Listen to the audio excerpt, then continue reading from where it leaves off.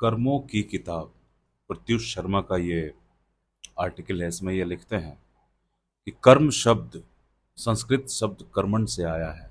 इसका अर्थ है क्रिया। कर्म के सिद्धांत में कहा गया है कि किसी व्यक्ति द्वारा किया गया कोई भी कार्य अपने पीछे एक प्रकार की शक्ति छोड़ जाता है, जो भविष्य में उसके लिए अच्छे या बुरे के अनुसार खुशी या दुख निर्धारित करने की शक्ति रखता है। इस नियम के अनुसार नैतिक जगत में जैसा हम बोते हैं वैसा ही काटते हैं। दरअसल कर्म एक बैंक खाता खोलने जैसा है। हमारे पास विकल्प है कि हम अपने शेष में कितना पैसा जोड़ना चाहते हैं या कितना निकालना चाहते हैं।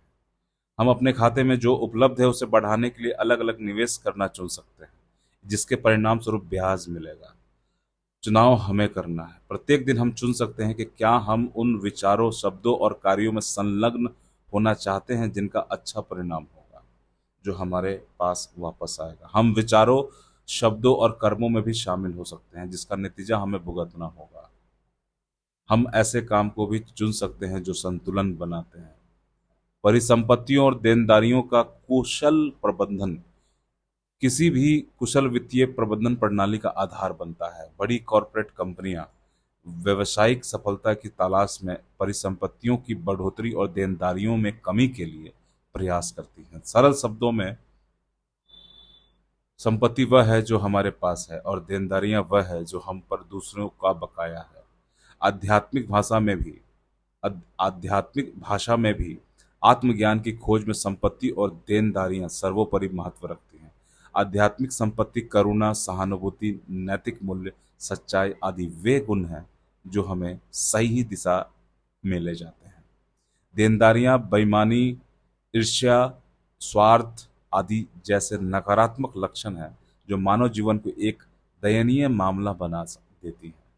निश्चित रूप से इसके परिणाम भी होते हैं। आध्यात्मिक दृष्टिकोण से मनुष्य में नकारात्मक लक्षणों की तीव्रता को कम या समाप्त करके देनदारियों को संपत्ति में बदलने की क्षमता है। समय के साथ मूल्यों के क्षरण और नैतिक मानकों के पतन के साथ संपत्तियां भी देनदारियों में बदल सकती हैं। दैनिक जीवन में वित्तीय और आध्यात्मिकता के बीच कई समानताएं हैं। कंपनियां धन उधार लेती हैं और बाद में ब्याज सहित चुकाती हैं। हम दयालुता, करुणा या समय पर मदद के किसी भी कार्य के ऋणी हो जाते हैं जिसके लिए हम मुस्कुराहट, स्वीकृति और कृतज्ञता के रूप में ब्याज देते हैं। दयालुता के ऐसी ही कृत्यों के माध्यम से मूल राशि उचित समय पर चुका दी जाती है। जब तक हम कृतज्ञता की भावना के साथ नियमित रूप से मासिक किस्तें, यानी दूसरे अर्थ में भारी मानसिक ऋणग्रस्तता का भुगतान करते हैं। कंपनियां कम ऋण स्तर और उच्च इक्विटी बनाए रखने का प्रयास करती हैं ताकि ब्याज का बोझ सहनीय सीमा के भीतर रहे, जो वित्तीय रूप से विवेकपूर्ण उपाय है। इसी प्रकार हमारे लिए यह बेहतर है कि हम अपने कर्म संतुलन को सकारात्मक बनाए रखने के लिए जितना प्राप्त करते हैं उससे कहीं अधिक दें।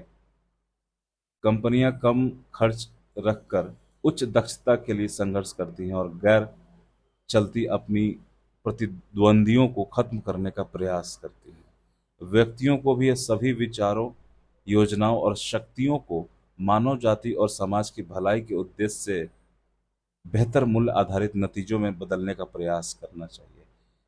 इस प्रक्रिया में हमारे सभी उद्यमों में प्रगति प्राप्त करने के लिए स्थिर नकारात्मक विचारों, विश्वासों और भावनाओं को समाप्त करना होगा।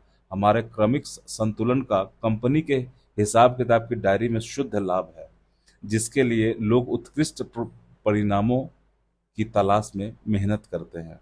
उत्कृष्ट तैयार उत्पादों को वितरित करने के लिए संगठनों द्वारा उपयुक्त उपकरणों और उचित तकनीक का उपयोग किया जाता है। जैसे प्रौद्योगिकी परिचालन उत्कृष्टता में योगदान देती है, वैसे ही मानव शक्ति और प्रयास की क्षमता हमारे जीवन को बदलने और सही दिशा में आगे बढ़ने के लिए महत्वपूर्ण है। बौद्ध धर्म भी अस्थायी शांति और खुशी के लिए नकारात्मक भावनाओं पर काबू पाकर मन की सकारात्मक स्थिति की भूमिका को दोहराता है।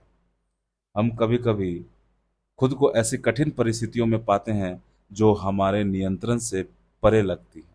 कठिन परिस्थितियों को अपनी अपरिवर्तनीय नियति के रूप में देखने के बजाय हम उन्हें अपने जीवन की स्थिति में क्रांतिकारी बदलाव लाने और अच्छे जीवन के मूल्य बनाने के मिशन के रूप में देखते हैं।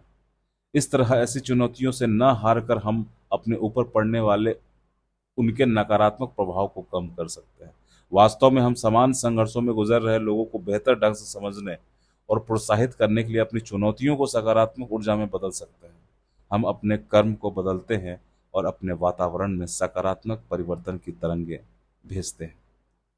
कर्म के मुताबिक उसके नतीजे आने स्वाभाविक हैं।